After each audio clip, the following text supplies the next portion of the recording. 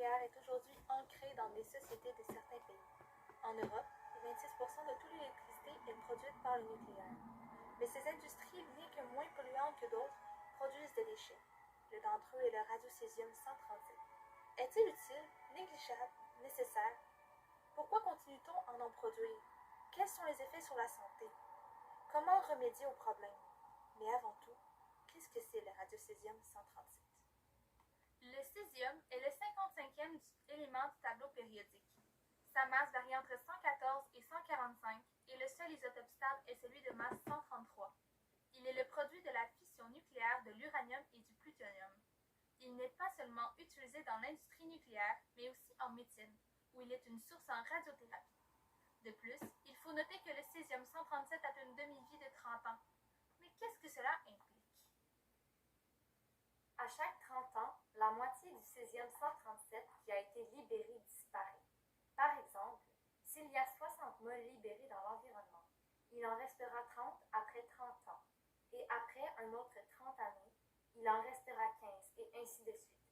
À chaque 30 ans, la quantité de césium présent dans l'environnement diminue de moitié, ce qui fait que ça demande énormément de temps pour s'en débarrasser complètement.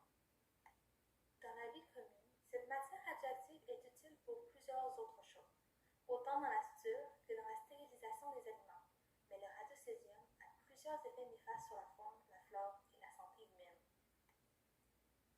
Tout dépend de la dose reçue, mais oui, les effets des radiations sur la santé sont bel et bien démontrés. Un organisme peut absorber l'énergie de deux façons. La première est par la contamination de l'environnement, comme dans les milieux aquatiques. Le césium produit un rayonnement bêta qui affecte les plus petits organismes et un rayon gamma qui est plus dangereux. La deuxième voie de transmission est interne. Les organismes vont ingérer des substances radioactives comme le radiocésium-137 et vont tomber malades. Aussi, les poissons d'eau douce comme ceux du nord de l'Europe et du Canada vont être plus atteints par la radioactivité.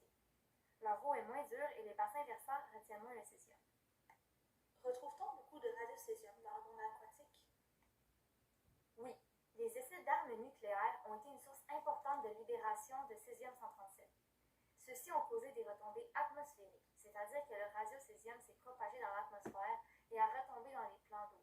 C'est pourquoi on en retrouve autant dans ce milieu. À cela, il faut ajouter toutes les installations nucléaires proches des cours d'eau et les déchets nucléaires qui ont été déversés dans l'océan.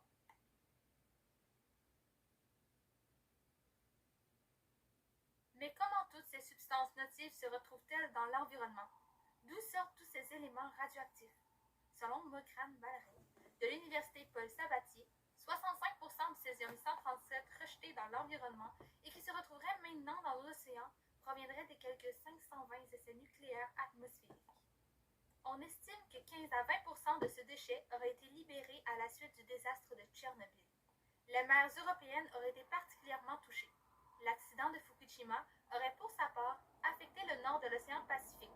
Les habitants aux alentours n'auraient tout aussi pas été épargnés. La radioactivité ne se déplace pas beaucoup. Elle reste principalement à la surface, contaminant les forêts et les cours d'eau. Elle s'introduit dans notre alimentation quand on consomme des produits animaux, comme de la viande ou du lait, ou quand on boit de l'eau contaminée. On peut aussi être atteint par la radioactivité quand on mange des végétaux ou des champignons. Ces derniers, s'ils sont contaminés, seraient le principal transmetteur du césium-137.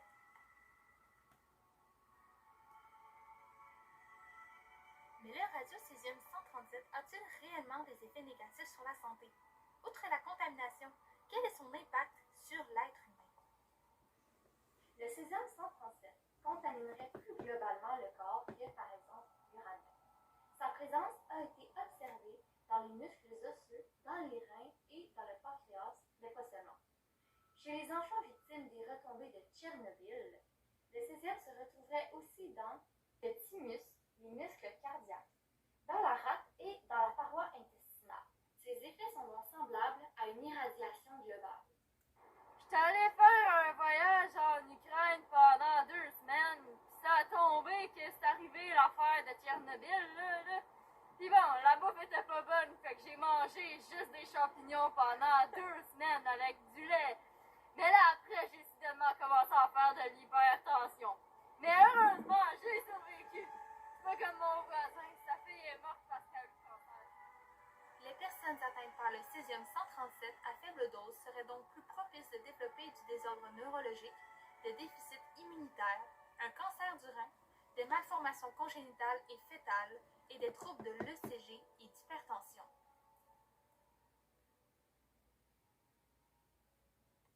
Pour celles exposées à une plus forte dose, elles peuvent être victimes d'insuffisance médulaire, d'infertilité, elles peuvent avoir des symptômes hépatotoxiques, des problèmes au niveau du système digestif, des lésions cérébrales et finalement des troubles de la minéralisation osseuse. Les déchets radioactifs hautement dangereux produits par les centrales nucléaires doivent donc être placés dans les endroits ne pouvant contaminer l'environnement. Par exemple, il existe des locaux spécialement conçus pour conserver les objets radioactifs, où seules quelques personnes peuvent entrer.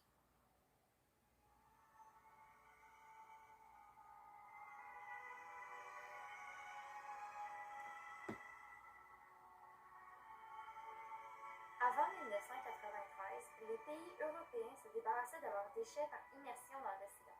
Les scientifiques disaient que l'importante quantité d'eau des mers dissolvait les déchets radioactifs, ce qui est évidemment totalement faux. En effet, selon le site de la République française, la France aurait immergé près de 17 400 tonnes de déchets radioactifs, contenant du radiocésium-137. Cette solution discutable aurait été bannie selon les termes de la Convention de Londres sur la prévention de la pollution des mers. Maintenant, les compagnies nucléaires stockent pour la plupart leurs déchets en surface sous 3 barrières de protection. Mais cette solution prend beaucoup d'espace et avec l'augmentation de la quantité de déchets, il faut toujours trouver de nouveaux sites.